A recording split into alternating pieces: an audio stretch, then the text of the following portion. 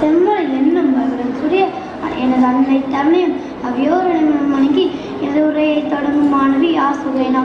நான் பேச எடுத்துக்கொண்ட தலைப்பு காமராசரின் பிறப்பும் வளர்ப்பும். தாய் நாட்டின் பணியில் தம்மை முழுமையாக ஒப்படைத்துக் கொண்டு தியாகத்தின் ஒளிவிளக்கு காமராஜர்.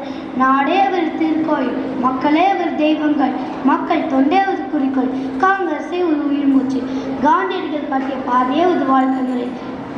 கர்மவீரர் காமராஜர் அவர்கள் 1903ஆம் ஆண்டு ஜூலை திங்கள் 15ஆம் நாள் விதிப்பட்டு என்று அழைக்கப்பட்ட விருதுநகரில் குமாரசாமி சிவகாமி அம்மையாருக்கு மகனாக பிறந்தார். இவரது பிள்ளை திருநாமம் காமாட்சி. தங்கை நாகம்மாள் தனது 6 வயதிலேயே தந்தை இழந்தார். குடும்பத்திற்காக பள்ளி படிப்பை விடுத்து தனது தாய் மாமாவின் துணிக்கடையில் வேலைக்கு சேர்ந்தார். வேலை செய்யும் பொழுது செய்தித்தாள் வாசிப்பது, பல தலைவர்களின் பேச்சை கேட்பது ஆர்வம் கொண்டிருந்தார். விடுதலை இயக்க போராட்டத்தில் ஈடுபட்டு வந்தார். ஒத்துழையாமை இயக்கம், அந்நியர் இயக்கம், சட்ட மறுப்பு இயக்கம் என்ற பல போராட்டங்களில் பங்கு பெற்று சிறைக்கும் சென்றுள்ளார்.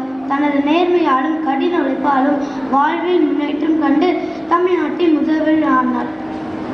கற்கை நன்றே கற்கை நன்றே பிச்சை புகழும் கற்கை நன்றே என்ற கூற்றுக்கிழங்க காமராஜர் அவர்கள் கட்டாய கல்வி, இலவச கல்வி, இலவச மதிய உணவு என பல திட்டங்களை உருவாக்கினார். கல்வி, தொழில், விவசாயம், பொருளாதாரம் என பல துறைகளிலும் சிறப்பாக செயல்பட்டு தமிழ்நாட்டின் ஆட்சியை பொற்காலமாக்கினார்.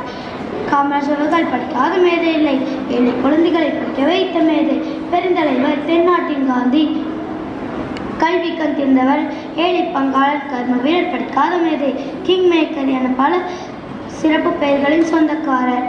இந்திய பாரத ரத்னா விருது வழங்கி சிறப்பித்துள்ளது. தமிழ்நாட்டின் காமராஜர் பிறந்தநாளை கல்வி வளர்ச்சி நாளாக கொண்டாடுகிறோம்.